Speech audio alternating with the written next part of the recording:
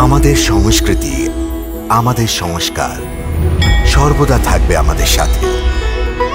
ভারতের মহান গ্রন্থ আর কাব্যের সম্পূর্ণ সংকলন। সাবস্ক্রাইব করুন তিলক। এখন কেউ সুরঙ্গের কথা জানতে পারবে না। যুবরাজ, এখন তাড়াতাড়ি চলুন, নৌকা আমাদের জন্য প্রতীক্ষা করছে। চলুন যুবরাজ। চলো চলো চলো। আসুন রাজমাতা, আসুন তাড়াতাড়ি। আসুন আসুন তাড়াতাড়ি তাড়াতাড়ি আসুন, তাড়াতাড়ি চলো, তাড়াতাড়ি চলো, তাড়াতাড়ি চলো। বাঁচাও বাঁচাও, কেউ আগুনটাকে বোঝাও। কেমন নাগরিক, বাঁচাও। সবাই দূরে দাঁড়িয়ে তামাশা দেখছো, ভেতরে পঞ্চপাণ্ডব অগ্নিদগ্ধ হচ্ছে আর তোমরা এখানে দাঁড়িয়ে সময় নষ্ট করছো। যাও, জলের ব্যবস্থা করো গিয়ে। কেউ তো আগুন নেভাবার চেষ্টাটা অন্তত করো। যাও চলো চলো চলো, পালাও পালাও, চলো, আগুনটাকে বাঁচাও। আরে অভিনন্দন প্রভু, অভিনন্দন। কত সুন্দরভাবে অগ্নিদেবতা প্রসন্ন হয়েছেন। আরে অগ্নিদেবের কি কথা বলছো? আরে যখন আমাদের শকুনিদেব প্রসন্ন হবেন তখন দেখবে এই সফলতার কি পুরস্কার পাওয়া যাবে। কপাল খুলে যাবে তোমাদের সকলের।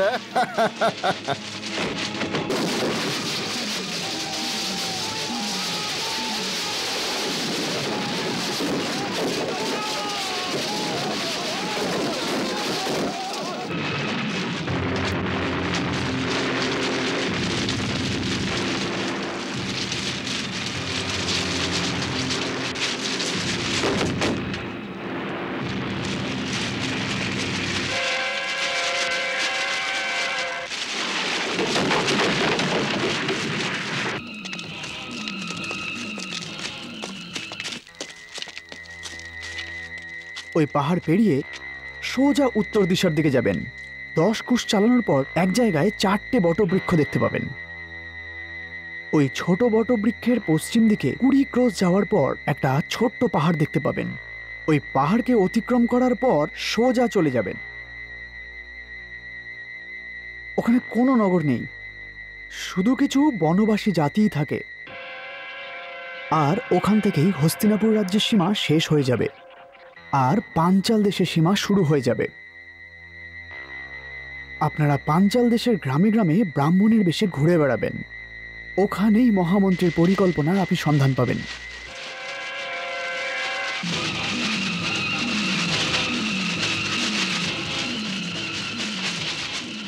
দেখো দেখো বেচারা কুন্তির কেমন দুর্ভাগ্য। দেখো, 5টা জুয়ান ছেলেদের সঙ্গে আগুনে পুড়ে ভস্ম হয়ে গেল। ওনাকে সবাই মহারানী বলতেন, কিন্তু এই জীবনে উনি কোন সুখটা পেয়েছেন? এত বড় একটা বাড়ি জ্বলে পুড়ে ছাই হয়ে গেল, কিন্তু এতে ইট পাথরের কোনো চিহ্ন মাত্র নেই।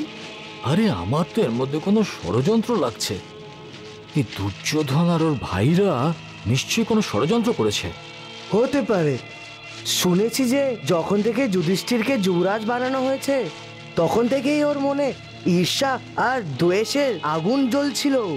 ওই বিদ্বেষের আগুনে আজ দুর্যোধন পঞ্চপাণ্ডবকে পুড়িয়ে মেরেছে। ব্যাস ব্যাস, এবার ওর মনের অগ্নি শান্ত হয়ে যাবে। এবার উনি শান্তি পাবেন, শান্তি। না, কখনোই পাবে না, কখনোই শান্তি কোনো সময় পাবে না। মনে রেখো, যে কোনো করা পাপ যদি হয় মানুষের আত্মাকে জীবনভর ভেতরেই ভেতরে ঝিঞ্ঝরতে থাকে। আর এমন ভীষণ পাপ, ও তো জীবন ভরে শান্তি পাবে না। ওর অন্তত ওর শেষও এতই ভীষণ খারাপ হবে।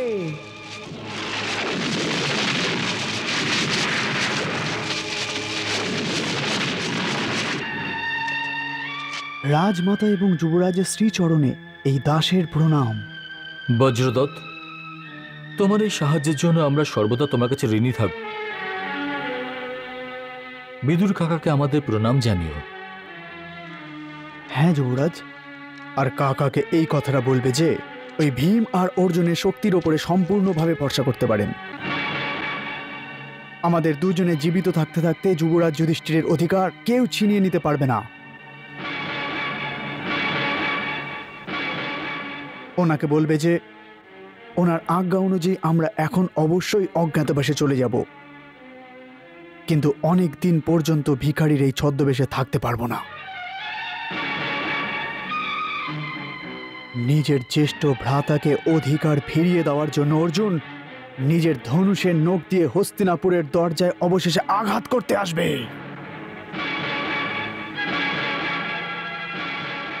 অর্জুন,